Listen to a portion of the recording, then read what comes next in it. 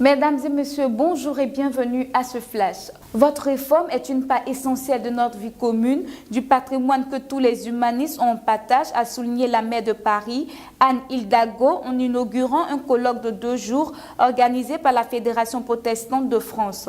Qu'il est doux pour des frères de demeurer ensemble. C'est par ce psaume tiré de la Bible qu'Anne Hidalgo, maire de Paris, a accueilli les 600 protestants réunis les 22 et 23 septembre à la mairie de Paris pour commémorer les 500 ans de la réforme. Dans son discours d'inauguration particulièrement chaleureux, elle a affirmé « Paris vous reçoit, vous les protestants de tous les horizons, pour commémorer, communier et se projeter dans l'avenir ».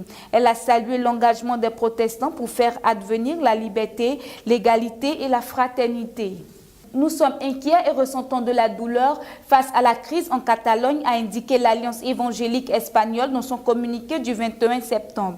Cette organisation fêtière invite donc les chrétiens à recourir à la prière pour les pays. Ce n'est pas notre vocation de noncer des solutions, mais nous nous sentons poussés à amener l'Espagne aussi bien que la Catalogne à Dieu, qui tient toutes les solutions dans ses mains. De plus, l'Alliance évangélique espagnole a rappelé que, selon la Bible, Dieu est le créateur de toutes les nations et qu'il dirige l'histoire. Sur la base de notre foi, de notre amour pour les habitants de notre pays et de notre espoir dans le Christ, nous appelons tous les chrétiens à prier pour que Dieu donne sa paix, son réconfort et de bonnes relations. La coopération entre la Chine et la Côte d'Ivoire s'appuiera sur plusieurs axes. Entre autres, l'élargissement du commerce bilatéral à travers l'exportation des produits chinois de bonne qualité, le renforcement des échanges commerciaux en matière de capacité de production, la promotion de la coopération en matière de modernisation agricole et le renforcement de la coopération financière. Selon Tang Weibin, le diplomate chinois, les progrès réalisés dans le commerce bilatéral en Côte d'Ivoire se sont élevés à 1,7 milliard de dollars américains. La transformation des produits agricoles est au centre des priorités des politiques de développement économique de 2 pays voisins.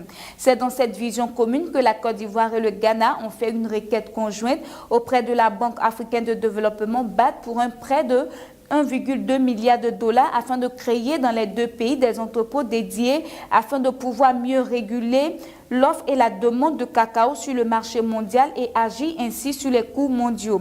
Ce projet ambitieux s'articule autour de 2 grands objectifs. Ces 2 pays entendent utiliser une partie de ce financement pour soutenir la création d'usines de fabrication de chocolat au thème d'une courte visite du ministre ghanéen de l'Alimentation et de l'Agriculture, Oyusu Afri Akoto, en Côte d'Ivoire en fin de semaine dernière.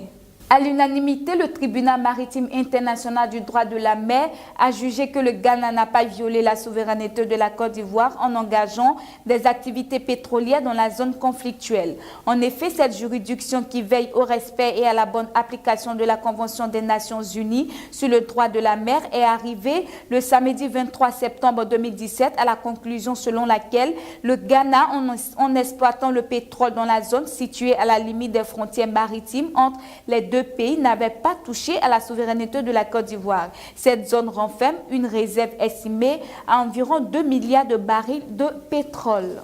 La ministre de la Femme, de la Protection de l'Enfant et de la Solidarité, le professeur Marietou Koné, effectue depuis le samedi 23 septembre 2017 une mission de soutien et de réconfort à l'intention des familles sinistrées suite aux récentes pluies diluviennes qui se sont abattues particulièrement dans l'ouest du pays les 3 et 4 septembre dernier et qui ont causé de nombreux dégâts matériels. Ces sinistrés ont également reçu un appui financier d'un montant de 3 millions de francs CFA de l'État.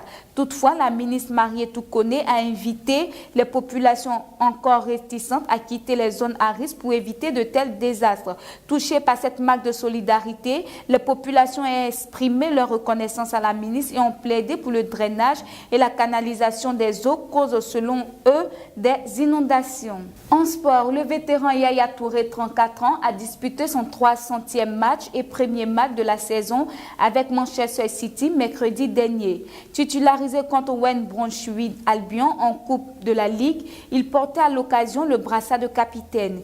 Mis à l'écart par Pep Guardiola pour des raisons purement sportives, l'entourage de l'ex-Blaugrana aurait mal digéré cette mise à l'écart qui voyait plutôt un autre règlement de compte après celui qu'il a vécu la saison dernière. Donald Trump a annoncé samedi 23 septembre 2017 qu'il n'inviterait pas à la Maison-Blanche les Golden State Warriors, champions au titre de la NBA, dont plusieurs joueurs vedettes ont annoncé qu'ils boycotteraient cette visite pour protester contre le président américain. Chaque année, le président des États-Unis reçoit l'équipe qui a remporté le titre dans l'un des grands championnats professionnels nord-américains ainsi que dans les très populaires championnats universitaires. Par ailleurs, Donald Trump s'est également pris aux joueurs de football américains, appelant à virer les joueurs qui manquent de respect au drapeau américain. Fin de ce flash. Merci de nous avoir suivis. Restez bénis sur la Voix Sainte TV.